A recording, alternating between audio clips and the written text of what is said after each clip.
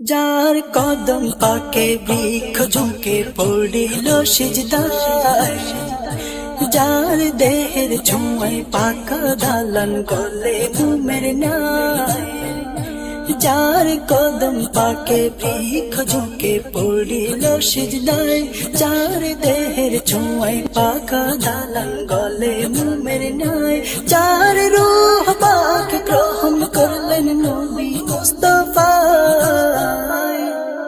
কালের শ্রেষ্ঠ গৌসুল আজম নবীর খলিফায়, তিনি কালের শ্রেষ্ঠ গৌসুল আজম নবীর খলিফায়, তিনি খোদার খলিল নবীর সেরা আশিক দুনিয়ায়। যার বেসাল শরীফে কাঁদে সারা জাহান, ফুটা ফুটা অশ্রু ফেলে কান্দিল আসমান।